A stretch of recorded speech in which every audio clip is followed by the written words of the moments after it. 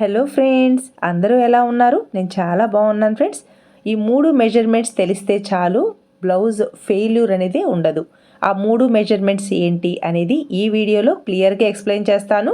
వీడియోని అస్సలు స్కిప్ చేయొద్దు. మీకు యూస్ఫుల్ అనిపిస్తే తప్పకుండా లైక్ చేయండి ఫ్రెండ్స్. ఒకే కస్టమర్ నుంచి 2 బ్లౌజెస్ అయితే వచ్చాయి. ఒక్క బ్లౌజ్ కటింగ్ మాత్రం పోస్ట్ చేస్తున్నాను. రెండో బ్లౌజ్ స్టిచ్చింగ్ కంప్లీట్ అయ్యాక 2 బ్లౌజెస్ ఎలా ఉన్నాయి అనేది కూడా పోస్ట్ చేస్తాను. ఫస్ట్ అయితే ఈ గ్రీన్ కలర్ బ్లౌజ్ని అయితే కటింగ్ చెప్తున్నాను. ఇక్కడ ఈ బ్లౌజ్ని కట్ చేయడం కోసం 1 మీటర్ లైనింగ్ తీసుకున్నాను. నీట్గా స్ట్రింగ్ చేసి ఐరన్ చేసుకొని డబుల్ ఫోల్డింగ్ మీద ప్లేస్ చేసుకున్నాను.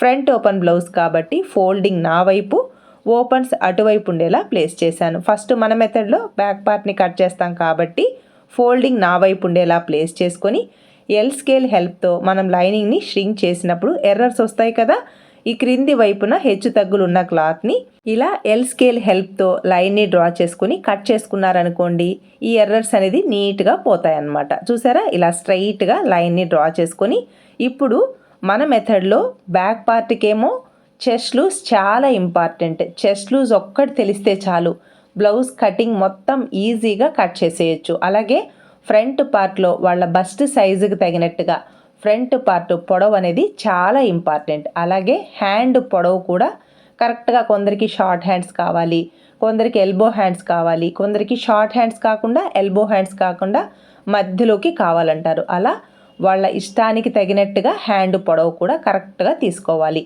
ఆది బ్లౌజ్ నుంచి మెజర్మెంట్స్ తీసుకునేటప్పుడు ఇక్కడ ఈ బ్లౌజ్ కొంచెం టైట్ అయింది, అందువల్ల ఒక్క స్టిచ్ అయితే 2 వైపులా తీసేస్తున్నారు. ఇలాంటప్పుడు మనం రైట్ సైడ్ మెజర్మెంట్స్ తీసుకుంటే కరెక్ట్గా రాదు. అందువల్ల బ్లౌజ్ రాంగ్ సైడ్ ఇలా నీట్గా ప్లేస్ చేసి ఇటువైపు చంక క్రింది వైపు నుంచి సెకండ్ సైడ్ చంక క్రిందికి మనం చెస్ట్ లూజ్ అనేది కరెక్ట్గా తీసుకోవాలి. షోల్డర్ ఏ మాత్రం బ్రాడ్గా ప్లేస్ చేయకూడదు. ఇలా కరెక్ట్గా 2 షోల్డర్స్ని ప్లేస్ చేసి ఇటువైపు చంక దగ్గర ఎక్కడైతే స్టిచ్ని రిమూవ్ చేశారో, అలాగే సెకండ్ సైడ్ కూడా ఎక్కడైతే స్టిచ్ని రిమూవ్ చేశారో ఈ విధంగా ప్లేస్ చేసి కరెక్ట్గా చెస్ట్ లూజ్ అయితే మెజర్ చేసుకోవాలి. ఇక్కడ చెస్ట్ లూజ్ 19 ఇంచెస్ వచ్చింది, అంటే మనకి 38 సైజ్ బ్లౌజ్ అనమాట. కానీ 4వ భాగం తీసుకుంటే 9.5 ఇంచెస్. ఓకేనా, ఇక్కడ చెస్ట్ లూజ్ వచ్చేసి 9.5 ఇంచెస్. నెక్స్ట్ బ్లౌజ్ పొడవుని చెక్ చేయడం కోసం షోల్డర్ దగ్గర నుంచి ఇలా ఇక్కడ డాట్ ఉంది కదా, అక్కడ వరకు చెక్ చేసుకోవాలి. కరెక్ట్గా నాకు 14.5 ఇంచెస్ ఉంది. ఓకేనా, ఇలా 1కి 2 సార్లు చెక్ చేసుకోండి. బ్లౌజ్ పొడవు కొంచెం తగ్గినా కూడా ఇబ్బంది అయిపోతుంది. అలాగే ఆర్మ్ హోల్ లూజ్ని కూడా కరెక్ట్గా తీసుకోవాలి. షోల్డర్ దగ్గర నుంచి చంక క్రింది వైపున స్టిచ్ ఉంది కదా, సైడ్ జాయింట్ స్టిచ్ అంటారు. ఈ సైడ్ జాయింట్ స్టిచ్ వరకు టేప్ని ఇలా ప్లేస్ చేసుకుంటూ తీసుకోవాలి. 1కి 2 సార్లు చెక్ చేసుకోండి. నాకైతే ఆర్మ్ హోల్ లూజ్ వచ్చేసి 9 ఇంచెస్ ఉంది. షోల్డర్ దగ్గర ఖర్చును వదిలేసి ఇలా నీట్గా ప్లేస్ చేసి మనకి సైడ్ జాయింట్ దగ్గర కుట్టు ఎక్కడి వరకు అయితే ఉందో అక్కడ వరకు చెక్ చేసుకుంటే నాకు 9 ఇంచెస్ ఆర్మ్ హోల్ లూజ్ ఉంది. నెక్స్ట్ నడుము లూజ్ని చెక్ చేసుకుందాము. నడుము లూజ్ని చెక్ చేసేటప్పుడు హుక్స్ బెల్ట్ దగ్గర నుంచి ఇలా టేప్ని ప్లేస్ చేసుకుంటూ చెక్ చేసుకోవాలి. కాజా బెల్ట్ని వదిలేసి చెక్ చేసుకోవాలి, ఎందుకంటే కాజా బెల్ట్ పైకి హుక్స్ బెల్ట్ వస్తుంది కాబట్టి. ఓకేనా, ఇలా చెక్ చేసుకుంటూ రావాలి. నాకైతే కరెక్ట్గా 34 ఇంచెస్ ఉంది. 34 ఇంచెస్లో 4వ భాగం 8.5 ఇంచెస్ వస్తుంది. ఇక్కడ మనకి ఆది బ్లౌజ్ ఉంది కదా అని ఈ బ్లౌజ్ని బేస్ చేసి బ్లౌజ్ని మాత్రం అస్సలు కట్ చేయకూడదు.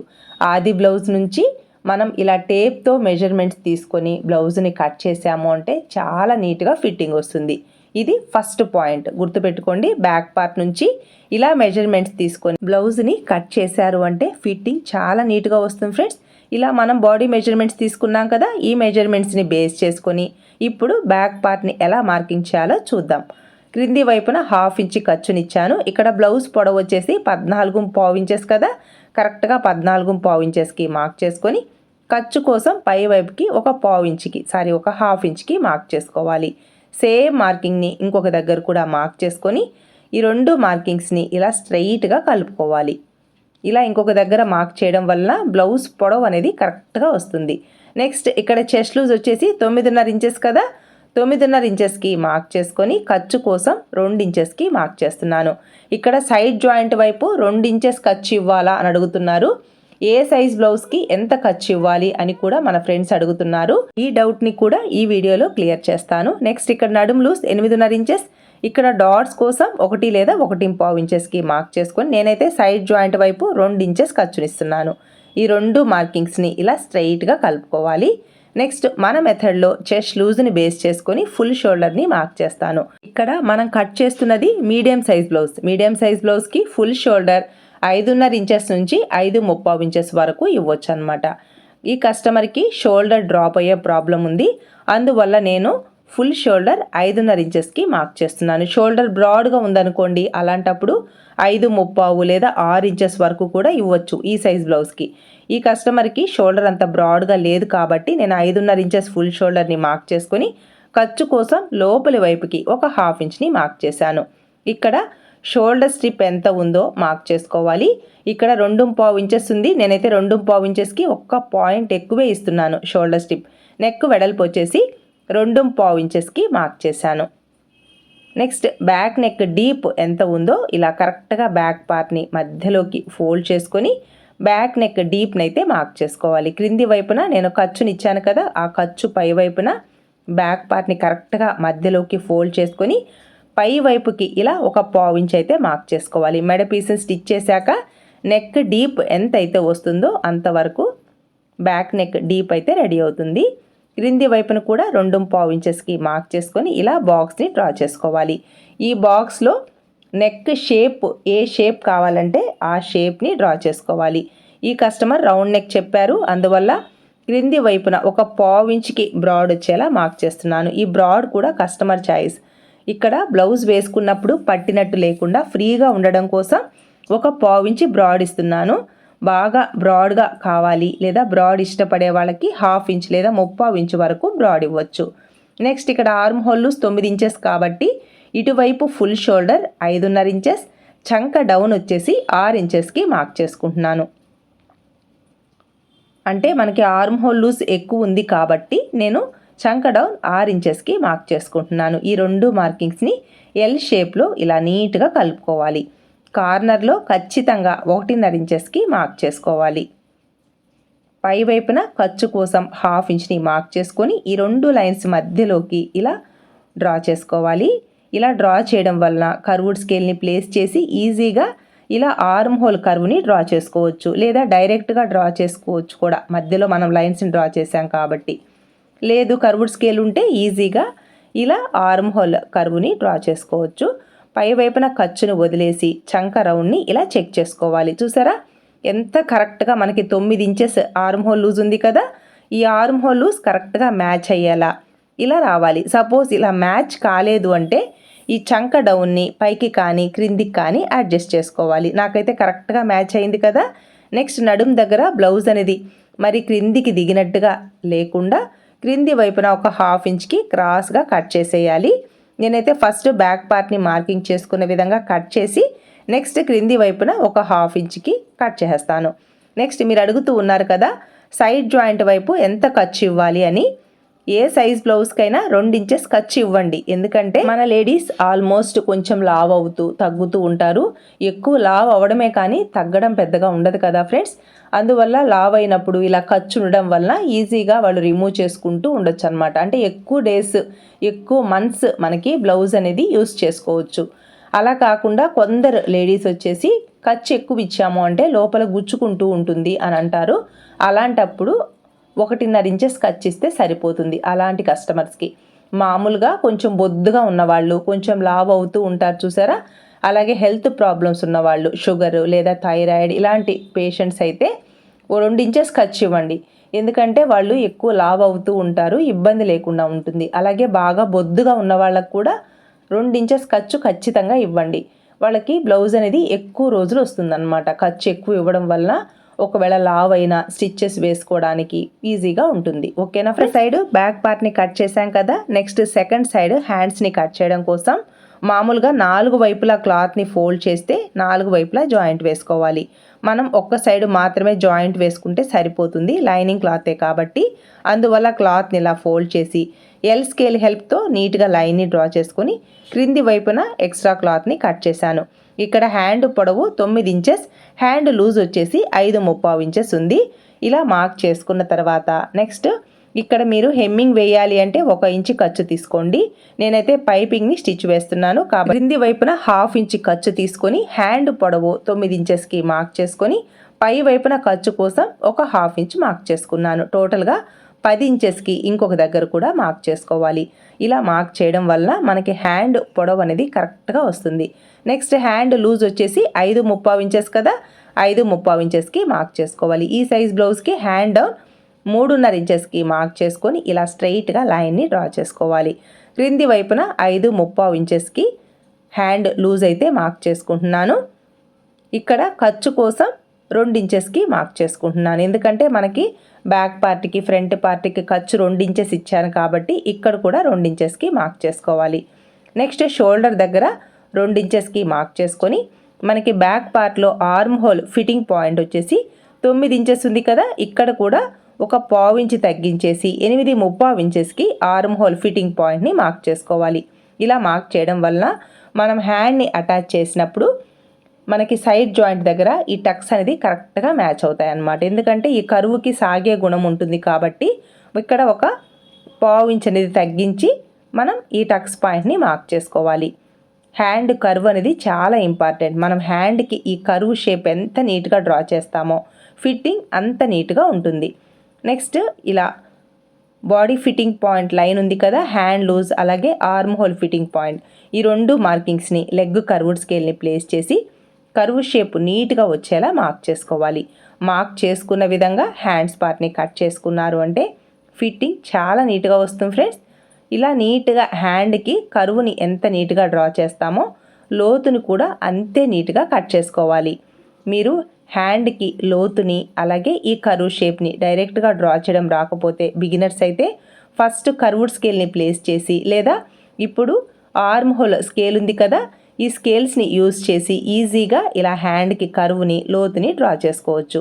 నెక్స్ట్ లోతుని మార్క్ చేయడం కోసం ఈ టక్స్ పాయింట్ దగ్గర నుంచి 1 ఇంచుకి క్రింది వైపున టక్స్ పాయింట్ నుంచి 1 ఇంచుకి మార్క్ చేసుకొని మధ్యలోకి 1/2 ఇంచు కంటే 1 పాయింట్ ఎక్కువ లోతునైతే మార్క్ చేస్తున్నాను. మీడియం సైజ్ బ్లౌజ్ అలాగే చంక దగ్గర లూజ్ రాకుండా ఉండాలి అంటే ఇలా 1/2 ఇంచు కంటే 1 పాయింట్ ఎక్కువ లోతుని కట్ చేస్తే ఫిట్టింగ్ నీట్గా ఉంటుంది. ఇలా డైరెక్ట్గా లోతుని డ్రా చేయడం రాకపోతే కర్వ్డ్ స్కేల్ని ప్లేస్ చేసైనా ఈజీగా ఇలా హ్యాండ్కి లోతుని డ్రా చేసుకోవచ్చు. మీరు స్కేల్స్ని యూజ్ చేసి ప్రాక్టీస్ చేయండి. నెమ్మదిగా మీరు కూడా ఈజీగా ఇలా ఫ్రీ హ్యాండ్తో లోతుని అలాగే హ్యాండ్ కర్వ్ని డ్రా చేసుకోగలుగుతారు. ఓకేనా ఫ్రెండ్స్, ఇలా హ్యాండ్కి లోత్ అనేది కరెక్ట్గా మార్క్ చేసుకొని కట్ చేశారు అంటే చంక దగ్గర ఒక్క ముడత కూడా రాదు. నెక్స్ట్ మిగిలిన క్లాత్లో వీలైనంత క్రాస్ ఉండేలా బ్యాక్ పార్ట్ని ప్లేస్ చేసి బ్యాక్ పార్ట్ ఎలా ఉందో సేమ్ అలా డ్రా చేసుకోవాలి. ఇక్కడ ఈ షోల్డర్ దగ్గర 1/2 ఇంచ్ కానీ లేదా 1/2 ఇంచ్ కంటే 1 పాయింట్ ఎక్కువతో లోతుని ఇలా మార్క్ చేసుకోవాలి. నెక్స్ట్ ఫ్రంట్ నెక్ డీప్ ఎంత ఉందో మార్క్ చేసుకోవాలి. ఫ్రంట్ నెక్ డీప్ని మార్క్ చేయడం కోసం మన దగ్గర ఆది బ్లౌజ్ ఉంది కదా, ఈ బ్లౌజ్ని కరెక్ట్గా ప్లేస్ చేసి ఫ్రంట్ పార్ట్ నెక్ డీప్ని మార్క్ చేసుకోవాలి. మన మెథడ్లో క్రింది వైపున 2 ఇంచెస్కి ఇలా మార్క్ చేయడం వలన మనకి షేప్ బెల్ట్ ఎక్కడికి వస్తుంది అనేది తెలుస్తుంది అనమాట. ఇక్కడ 2 ఇంచెస్కి మార్క్ చేశాను కదా, ఇక్కడికే ఫ్రంట్ పార్ట్ వస్తుంది అని మాత్రం అస్సలు అనుకోకండి. ఫ్రంట్ పార్ట్ పొడవు అనేది వాళ్ళ బస్ట్ సైజుకి తగినట్టుగా డిపెండ్ అయి ఉంటుంది. నెక్స్ట్ ఫ్రంట్ నెక్ డీప్ని మార్క్ చేయడం కోసం ఇలా ఫ్రంట్ పార్ట్ని కరెక్ట్గా ప్లేస్ చేసుకొని షోల్డర్ దగ్గర నుంచి ఇక్కడ నెక్ డీప్ ఎక్కడికైతే ఉందో అంతవరకు మార్క్ చేసుకోవాలి. నాకైతే కరెక్ట్గా 6.5 ఇంచెస్ ఉంది. పై వైపున ఖర్చు కోసం 1/2 ఇంచ్ని వదిలేసి ఇక్కడ నుంచి ఫ్రంట్ నెక్ డీప్ని మార్క్ చేసుకోవాలి. కరెక్ట్గా 6.5 ఇంచెస్కి మార్క్ చేశాను. ఖర్చు కోసం పై వైపుకి 1/4 ఇంచ్ని మార్క్ చేస్తున్నాను. ఇలా పై వైపుకి మార్క్ చేయడం వల్ల మనం మెడ పీస్ని స్టిచ్ చేశాక కరెక్ట్గా 6.5 ఇంచెస్కి నెక్ అయితే రెడీ అవుతుంది. ఇక్కడ కొంచెం బ్రాడ్ కావాలి అంటే బ్రాడ్ ఇవ్వండి, లేదు బ్రాడ్ వద్దు అంటే ఈ లైన్లోనే నెక్ని అయితే డ్రా చేసుకోండి. నెక్స్ట్ ఫ్రంట్ పార్ట్ పొడవు అనేది చాలా ఇంపార్టెంట్. ఇది సెకండ్ పాయింట్, గుర్తుపెట్టుకోండి ఫ్రెండ్స్. ఫ్రంట్ పార్ట్ పొడవు కరెక్ట్గా ఇస్తేనే ఫ్రంట్ పార్ట్ అనేది కరెక్ట్గా కుదురుతుంది. బ్యాక్ పార్ట్ ఏముంది ఫ్రెండ్స్, అందరికీ ఒకేలా ఉంటుంది. కానీ ఫ్రంట్ పార్ట్ వాళ్ళ బస్ట్ సైజుకి తగినట్టుగా క్లాత్ కరెక్ట్గా ఇవ్వాలి. అలాగే వాళ్ళ బస్ట్కి తగినట్టుగా డాట్స్ని కరెక్ట్గా మార్క్ చేస్తేనే ఫ్రంట్ పార్ట్ కరెక్ట్గా కుదురుతుంది. చూసారా, ఫ్రంట్ పార్ట్ పొడవు అనేది 13.5 ఇంచెస్ ఉంది. ఓకేనా ఫ్రెండ్స్. షోల్డర్ దగ్గర నుంచి గట్టిగా లాగకూడదు, క్రాస్ ఉంటుంది కాబట్టి ఇలా ప్లేస్ చేసి చెక్ చేసుకోవాలి. కరెక్ట్గా నాకు 13.5 ఇంచెస్ ఉంది. 13.5 ఇంచెస్కి ఈ విధంగా మార్క్ చేసుకోవాలి. పై వైపున ఖర్చును వదిలేసి 13.5 ఇంచెస్కి ఈ విధంగా మార్క్ చేసుకొని ఒక లైన్ని డ్రా చేసుకోవాలి. నెక్స్ట్ హుక్స్ బెల్ట్, కాజా బెల్ట్ పొడవుని ఇలా నీట్గా ప్లేస్ చేసి ఎక్కడ వరకు అయితే ఈ షేప్ బెల్ట్ స్టిచ్ ఉందో అక్కడ వరకు చెక్ చేసుకొని మధ్యలో డాట్ కోసం 1/2 ఇంచ్, క్రింది వైపున షేప్ బెల్ట్ని స్టిచ్ చేయడం కోసం ఒక 1/2 ఇంచ్ని మార్క్ చేసుకుంటున్నాను. మీడియం సైజ్ బ్లౌజ్ కాబట్టి నా వైపు నుంచి 4 ఇంచెస్కి మార్క్ చేసుకోవాలి. నెక్స్ట్ చెస్ట్ తక్కువ కాబట్టి 2 వైపులా 1 ఇంచ్కి మార్క్ చేసుకుంటే సరిపోతుంది. ఇక్కడ నుంచి ఇలా కొంచెం క్రాస్గా మార్క్ చేసుకోవాలి. ఓకేనా ఫ్రెండ్స్? ఇలా మార్క్ చేసుకొని ఇక్కడ 2 ఇంచెస్కి మార్క్ చేశాను కదా, అక్కడికి టచ్ చేయాలా, ఇలా కొంచెం క్రాస్గా డ్రా చేసుకోవాలి. ఇక్కడ మనకి నడుము లూజ్ ఎంత ఉందో మధ్యలో డాట్ కోసం క్లాత్ను వదిలేసి 8.5 ఇంచెస్ కదా మనకి నడుము లూజ్, అక్కడ వరకు మార్క్ చేసుకొని సైడ్ జాయింట్ వైపు 2 ఇంచెస్ ఖర్చుకి ఇలా మార్క్ చేసుకోవాలి. మధ్యలో డాట్స్ దగ్గర క్లాత్ని వదిలేసి నడుము లూజ్కి మార్క్ చేసుకోవాలి. ఇలా మార్క్ చేయడం వలన మనకి హుక్స్ బెల్ట్, కాజా బెల్ట్కి గ్యాప్ అనేది రాకుండా ఫ్రంట్ పార్ట్ ఫిట్టింగ్ అయితే నీట్గా ఉంటుందన్నమాట. ఇలా షేప్ బెల్ట్ పొడవు ఎక్కడికి వస్తుంది అనేది నడుము లూజ్ వరకు మార్క్ చేసుకుంటే నాకు 10.5 ఇంచెస్ వచ్చింది కదా. అలాగే ఈ 3 ప్లేసెస్లో ఎంత గ్యాప్ అయితే ఉందో నోట్ చేసుకోవాలి. ఈ గ్యాప్ని బేస్ చేసి మనం షేప్ బెల్ట్ని కరెక్ట్గా కట్ చేసుకోవచ్చు మన మెథడ్లో.